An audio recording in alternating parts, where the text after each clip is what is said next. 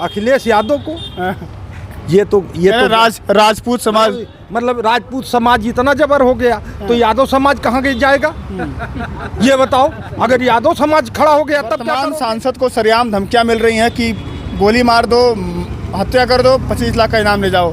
करणी सेना के एक सदस्य कह रहे हैं। अरे भाई, करणी सेना के एक सदस्य कह रहे हैं कि वर्तमान सांसद को, तो मेरे कहने का मतलब ये है कि करणी सेना, फला सेना, तमाम जातियों की सेनाएं बनी हैं। कहीं यादव सेना है तो कहीं परशुराम सेना है, कहीं क्षत्रिय सेना है, कहीं करणी सेना। मैं कह रहा हूँ कि जो जितनी भी सेना के नाम रखे जाएं, सरकार को चाहिए कि उनको सीमा पे, बॉर्डर पे भेजो।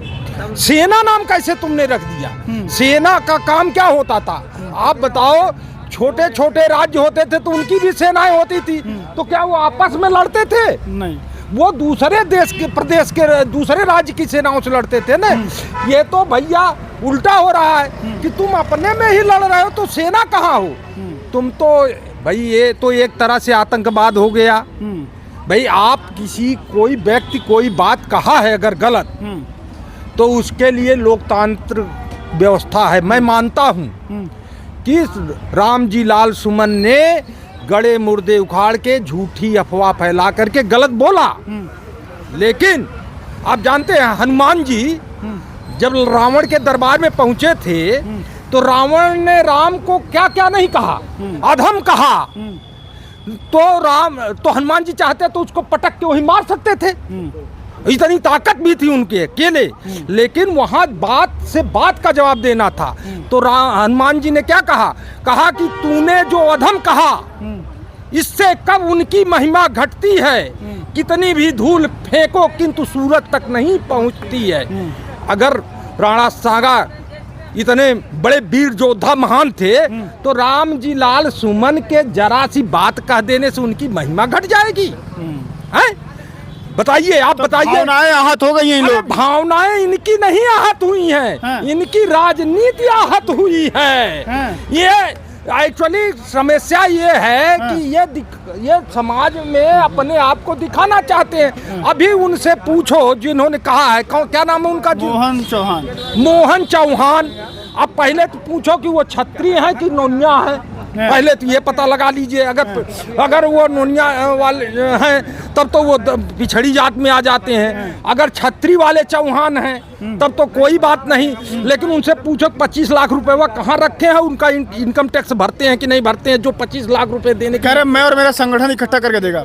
अच्छा, अपने पास से नहीं देंगे, वो अभी संगठन के बल पे हैं। संगठन इसीलिए बनाए हो, अरे संगठन बनाए हो तो किसी गरीब की मदद करो, ठीक है। हमारे यहाँ हिंदू धर्म, अगर हिंदू धर्म को मानते हो तो हिंदू धर्म में पढ़ाया जाता है कि धन इसलिए नहीं होता कि किसी गरीब को सताओ, धन इसलिए होता किसी गरीब की मदद करो, बल इसलिए नहीं होता कि किसी को पटक के सड़क पे मारो, बल इसलिए होता है कि कोई सताया जा रहा है, मारा जा रहा है तो उसकी रक्षा करो।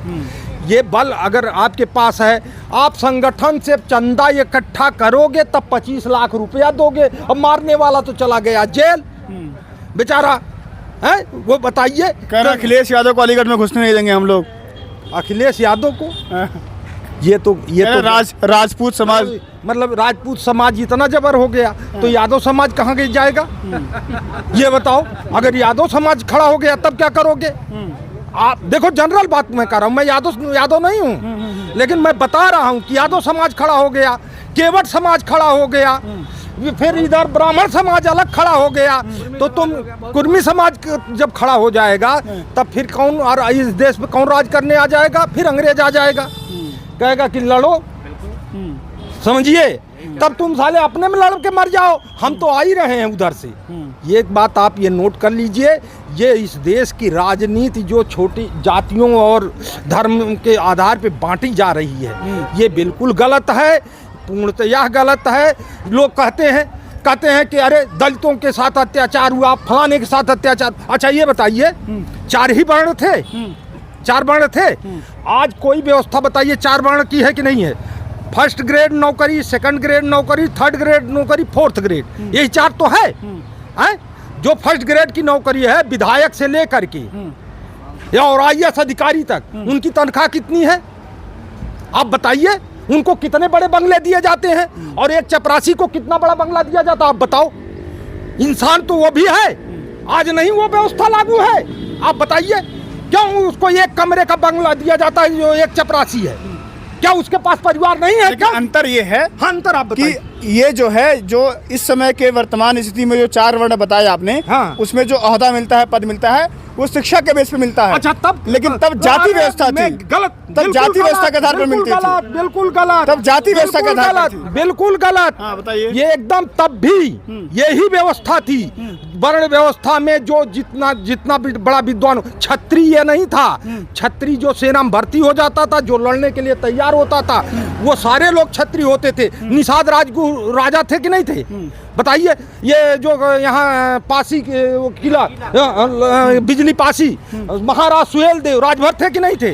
इतिहास में सारी जातियों, लेकिन जो ताकतवर होता था, जो राजा होता था, सब लोग उसका सम्मान करते थे, सब लोग उसकी पूजा करते थे। क्या ये जो बिजली पासी महाराज बिजली पासी जी थे, क्या इनका सम्मान सारी समाज नहीं करता था क्या? उसको अच्छा, आज आप ले लो, बड़े से बड़े बाबा रामदेव जी हैं, कौन जाति? यादव हैं। अभी यहाँ उतर जाए, हर जात के लोग पैर छुएंगे। मैं ब्राह्मण हूँ, मैं पैर उनका छूंगा, क्योंकि उनके कर्म हैं।